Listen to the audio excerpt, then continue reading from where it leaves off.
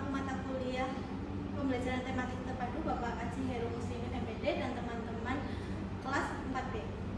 Di sini kami kelompok 10 akan mempresentasikan hasil diskusi kelompok kami tentang metode pembelajaran tematik terpadu model network. Nah, sebelumnya perkenalkan anggota kelompok kami. Yang pertama ada Chandrila Wijayanti dengan nomor NIM akhir 144. Selanjutnya ada Isma Aulia Azhara dengan nomor NIM akhir 161.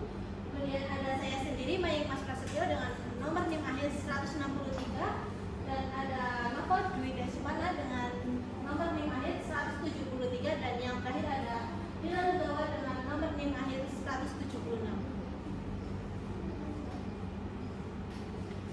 Yang pertama ada pengertian model pembelajaran network.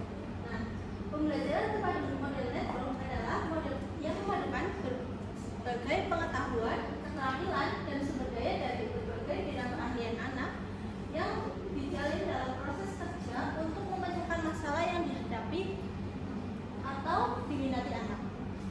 Nah, model pembelajaran network dalam model pembelajaran terpadu adalah sumber masuknya eksternal yang berkelanjutan.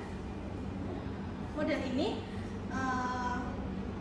ini seterusnya akan memberikan ide-ide baru dan ide-ide ekstrapolasi atau ide yang halus. Adapun penjelasan menurut Hosnan M 2014 halaman 77, model network adalah model pembelajaran yang berupa kerjasama antara siswa dengan seorang yang ahli dalam mencari data, keterangan, dan yang lainnya yang berhubungan dengan mata pelajaran yang disukai dan diminatinya. Sehingga secara tidak langsung siswa akan mencari tahu dari berbagai sumber. Nah, sumbernya tersebut dapat berupa buku bacaan, internet, saluran radio, TV, dan bahkan teman, kakak, orang tua, ataupun guru yang dianggap ahli olehnya. Nah, siswa yang memperluas wawasan belajarnya sendiri, artinya siswa tersebut memiliki motivasi yang besar dalam dirinya untuk mencari tahu hal yang baru.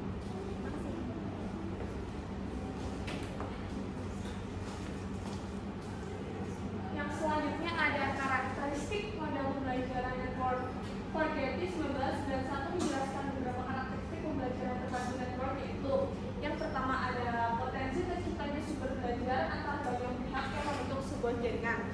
Karakteristik pembelajaran network dalam pembelajaran network itu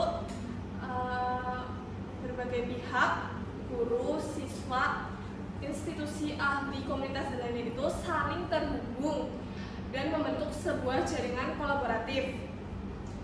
Setiap pihak itu dapat berkontribusi dalam memberikan informasi, sehingga sumber belajar itu lebih luas, dinamis, dan terintegrasi. Yang kedua ada sumber belajar yang digunakan beragam. Dalam pembelajaran network itu memanfaatkan berbagai macam media dan sumber informasi, tidak hanya dari textbook saja, melainkan juga bisa dari media digital yaitu internet, lalu ada dari media cetak itu majalah dan koran, lalu ada dari media elektronik itu seperti TV dan radio, serta sumber langsung dari berbagai ahli dalam bidang tertentu. Jadi mereka itu punya banyak sumber informasi, nggak pasif dari guru aja. Terus yang ketiga itu menimbulkan minat siswa dalam mencari informasi. Karakteristik ini tuh mencerminkan bahwa pendekatan ini tuh merangsang rasa keingintahuan siswa. Ketika siswa itu diberikan kebebasan untuk mengeksplorasi sumber belajar, mereka itu lebih tertarik dan termotivasi dalam belajar secara mandiri. Terus yang selanjutnya ada memungkinkan siswa untuk aktif dalam mencari informasi. Jadi model pembelajaran itu berbeda dengan model pembelajaran tradisional di mana siswa itu lebih banyak menerima informasi. Dalam pembelajaran network itu, siswa itu berperan aktif dalam mencari dan mengolah sumber informasi. Jadi mereka itu dilatih untuk mencari sumber belajar dan bahan ajar secara mandiri. Yang selanjutnya, yang terakhir itu ada membuat siswa mampu menyimpulkan informasi yang diperoleh.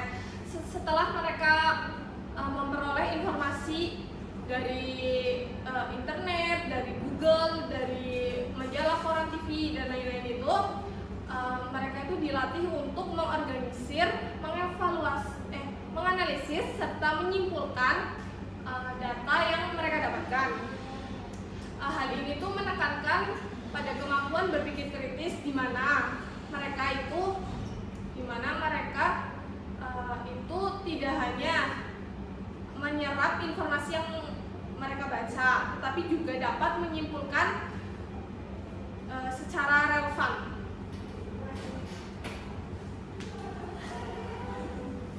Lalu selanjutnya ada kelebihan model pembelajaran network.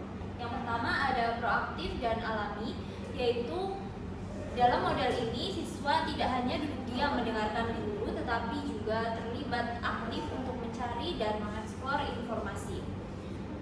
Dalam proses belajar ini juga terjadi secara alami karena siswa terdorong oleh rasa ingin tahunya dan juga dengan kebutuhan yang nyata, sehingga semua terjadi alami tanpa paksaan. Yang kedua ada stimulasi informasi yang relevan.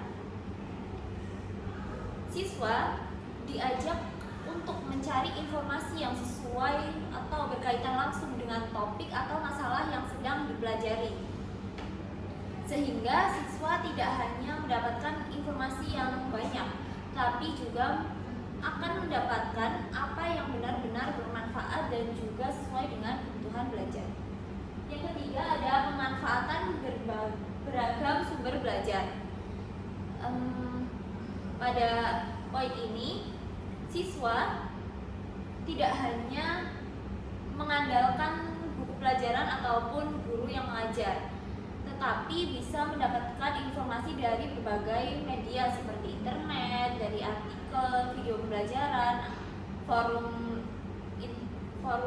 diskusi online, atau bahkan juga diskusi dengan orang lain secara langsung. Hal ini juga akan menambah atau memperkaya pemahaman, wawasan, dan juga mengubah sudut pandang siswa menjadi lebih luas.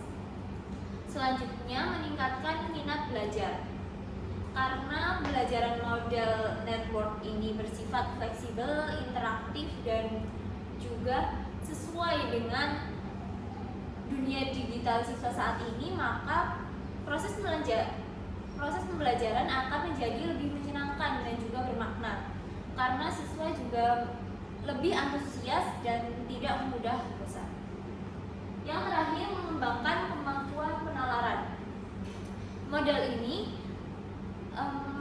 mengajak siswa untuk berpikir logis, berpikir kritis, dan juga menganalisis informasi, membuat kesimpulan, memecahkan masalah secara mandiri, sehingga akan membentuk pola pikir kritis dan juga terstruktur yang sangat penting untuk kehidupan nyata bagi siswa.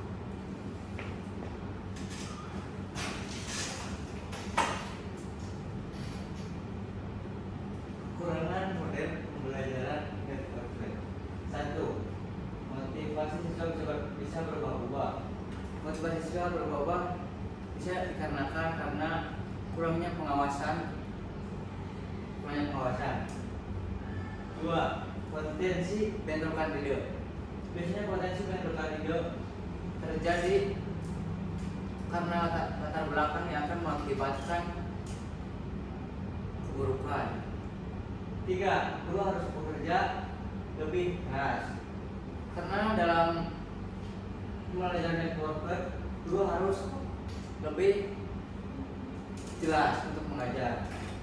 4. Waktu yang lebih lama. Waktu yang lebih lama untuk seorang guru lebih memperdalam ilmu yang banyak karena membutuhkan banyak waktu. 5.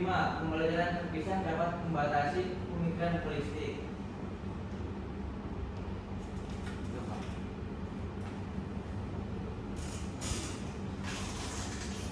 Terakhir ada implementasi model pembelajaran network.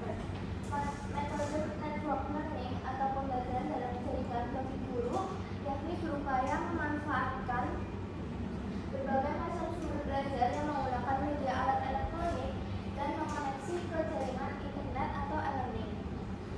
Menurut Pusada 2011, e-learning menyediakan berbagai layanan belajar, yaitu yang pertama konten yang sesuai dengan tujuan pembelajaran.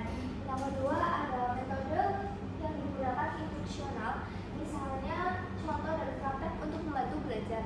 Yang ketiga ada menggunakan elemen media seperti kalimat dan gambar untuk mengirim konten metode belajar. Yang keempat ada pembelajaran dapat dilakukan dengan guru atau secara individu.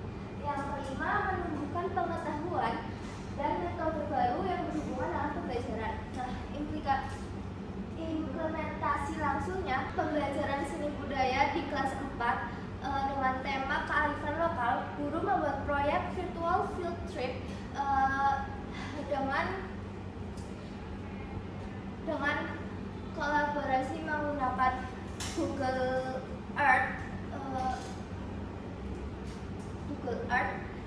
Di situ menampilkan gambar 3 dimensi dan video 3 dimensi desa adat yang akan mereka kunjungi melalui virtual trip tersebut.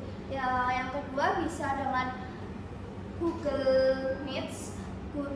Guru menyediakan platform tersebut kepada siswa untuk menanyakan secara langsung kepada salah satu tokoh desa agar mereka menjadi lebih tahu bagaimana keadaan di desa tersebut, contohnya di desa adat Panglipuran di Bali. Yang terakhir bisa menggunakan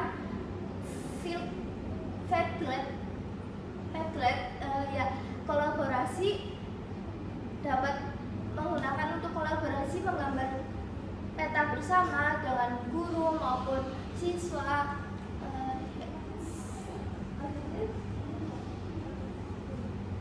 Yang terakhir ada kesimpulan. Model pembelajaran terpadu adalah pendekatan yang memadukan pengetahuan, keterampilan, dan juga sumber daya untuk dari berbagai bidang keahlian untuk pemecahkan masalah siswa. Model ini ditandai dengan potensi sumber belajar yang beragam melalui jaringan, mendorong minat dan keaktifan siswa dalam mencari dan mengumpulkan informasi, serta menawarkan kelebihan seperti sifat proaktif, stimulasi informasi yang relevan, dan pengembangan penalaran. Namun dalam model ini juga memiliki kekurangan seperti potensi perubahan motivasi siswa, pendalaman materi yang dangkal, bentrokan ide, tuntutan kerja guru yang lebih tinggi, dan waktu implementasi yang lebih lama. Sekian presentasi dari kelompok